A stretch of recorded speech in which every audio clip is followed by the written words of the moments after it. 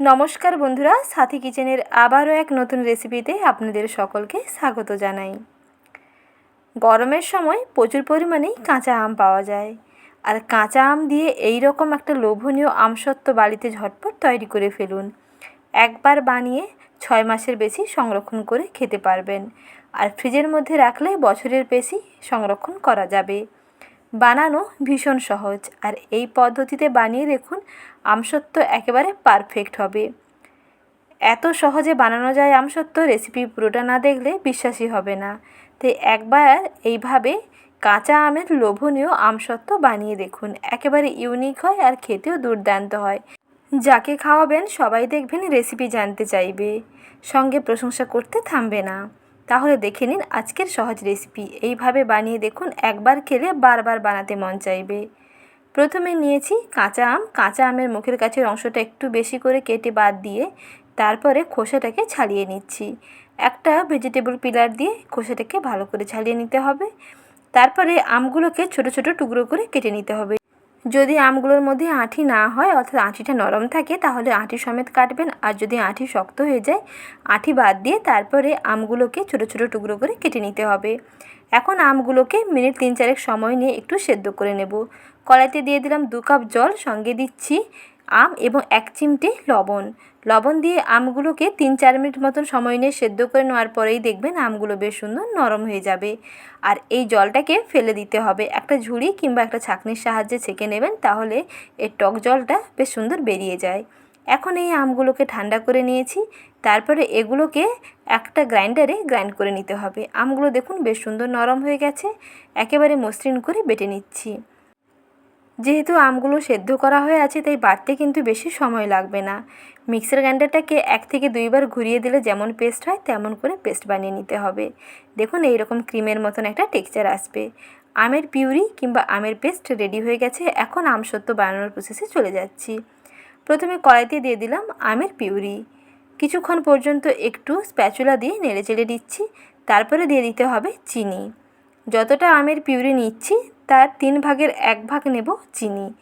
যে কোনো বাটি কিংবা কাপ মাপ করে যদি আমের পিউরিটা নেন, তাহলে সেই কাপের মাপ করে 3 ভাগের 1 ভাগ দিতে হবে চিনি। তাহলে আমসত্ত্বের টেস্টটা দুর্দান্ত হবে। যেহেতু কাঁচা আম একটু টক ভাব থাকে, তার জন্য চিনির পরিমাণটা একটু বেশি লাগবে। আর চিনিটা বেশি দিলে বেশ সুন্দর চিটচিটে হয়। তারপরে সামান্য অল্প একটু দিলাম সাদা তেল। এই সাদা তেল দেওয়ার কারণে এটা খুবই শাইনি হবে, অর্থাৎ আমসত্ত্বটা খুবই চকচকে হবে। আর সবশেষে 1 চামচ ভিনিগার দিলাম। ভিনিগার দিলে আমসত্ত্বটা অনেক দিন পর্যন্ত ভালো থাকবে, নষ্ট হয়ে যাওয়ার কোনো রকম ভয় নেই। ফ্রিজ ছাড়াও নর্মাল জায়গায় রেখে সংরক্ষণ করতে পারবেন আমসত্ত্বটাকে। তার জন্য এইভাবে একটু ভিনিগার দিয়ে দিন। আমসত্ত্ব দেখবেন অনেক দিন পর্যন্ত স্টোর করে খেতে পারবেন। তারপরে কন্টিনিউয়াস এই রকম নাড়তে হবে। চিনি দেওয়ার পরেই দেখবেন মিশ্রণটা আগের থেকে একটু পাতলা হয়ে যাবে। চিনিটা বেশ সুন্দর গলে গিয়ে যখন মিশ্রণটা একটু পাতলা হয়ে যাবে, কন্টিনিউয়াস এই রকম মিডিয়াম টু লো ফ্লেমে নাড়তে হবে যাতে নিচে না লেগে যায়। তারপরে কিছুক্ষণ পরেই দেখবেন আমের ঘনত্বটা এই রকম হয়ে যাবে, অর্থাৎ আমসত্ত্বের জন্য পিউরিটা একেবারে রেডি হয়ে গেছে। এই রকম ঘন করে বানাতে হবে, তাহলে দেখবেন আমসত্ত্বটা দুর্দান্ত হবে। আর যদি এই রকম নর্মাল আমসত্ত্ব চান, তাহলে এই পিউরিটাকে রোদের মধ্যে দিয়ে দিন, তাহলেই দেখবেন আমসত্ত্ব রেডি হয়ে যাবে। আর যদি এটার টেস্টটা একটু দ্বিগুণ অংশে বাড়িয়ে নিতে চান, তার মধ্যে একটু এইরকম শুকনো লঙ্কাগুলোকে রিং রিং করে কেটে নিয়েছি, সঙ্গে 1 চিমটে লবণও অ্যাড করলাম। কোনো মিষ্টি জাতীয় জিনিসে অল্প 1 চিমটে লবণ দিয়ে দেখুন, তার মিষ্টত্ব দেখবেন আরও বহুগুণে বেড়ে যাবে। আর নুন ও চিনির ব্যালেন্সটা দুর্দান্ত হবে। যেহেতু এখানে শুকনো লঙ্কা দিয়েছি, তার জন্য 1 চিমটে লবণ অ্যাড করলাম। তো সব কিছুকে ভালো করে মিশিয়ে আরও 1 মিনিট মতন ফোটানোর পরে গ্যাসের ফ্লেমটাকে বন্ধ করে দিয়েছি। মিশ্রণটা একেবারে ঘন হয়ে গেছে। এখন এই গরম অবস্থায় মিশ্রণটাকে একটা থালার মধ্যে ঢেলে নিতে হবে। আর যেই থালাতে ঢালবেন সেই থালাতে অবশ্যই একটু তেল মেখে নেবেন, তাহলে আমসত্ত্বটা থালা থেকে বেশ সহজে ছিঁড়ে যাবে। থালার মধ্যে দেখবেন আটকে যাবে না, কিংবা আমসত্ত্বটা তুলতে গেলে ছিঁড়ে যাবে না। তার জন্য থালাতে অল্প একটু সাদা তেল কিংবা সর্ষের তেল মেখে নেবেন। তারপরে দেখুন গরম অবস্থায় মিশ্রণটাকে দিয়ে এইভাবে স্প্যাচুলা দিয়ে ভালো করে স্প্রেড করে দিচ্ছি। সব জায়গায় ঘনত্বটা সমান করে ওভারঅল থালাতে স্প্রেড করে দিলাম। তারপরে এই থালাটাকে চড়া রোদের মধ্যে রেখে দেব প্রায় 7 থেকে 8 ঘন্টা। সারাদিন এই রকম চড়া রোদের মধ্যে রেখে দিলেই দেখবেন আমসত্ত্বটা বেশ সুন্দর শুকনো হয়ে যাবে।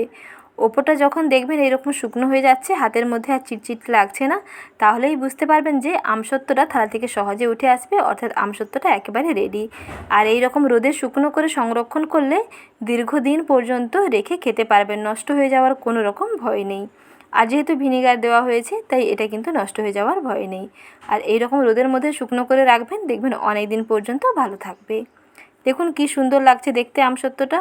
দেখতে যেমন সুন্দর হয়েছে, খেতেও তেমন দুর্দান্ত হয়। একেবারে ইউনিক একটি টেস্ট হয়। এইভাবে একবার কাঁচা আমের আমসত্ত্ব বানিয়ে দেখুন, একেবারে চটপটা হবে, খেতে দেখবেন দারুণ লাগবে। টক ঝাল মিষ্টি দারুণ স্বাদের হবে। কাঁচা আমের আমসত্ত্ব আপনারা অনেকভাবেই বানিয়েছেন, একবার এইভাবে বানিয়ে দেখুন। কালার কেমিক্যাল ছাড়া খুব সহজে বানিয়ে নেওয়া যায়, খেতে দুর্দান্ত হবে। এই আমসত্ত্ব আপনি যাকে খাওয়াবেন সবাই দেখবেন প্রশংসা করতে থামবে না, সঙ্গে আপনার কাছে রেসিপি জানতে চাইবে, কারণ খেতে এতটাই ভালো হয়, একেবারে ইউনিক একটা টেস্ট হয়।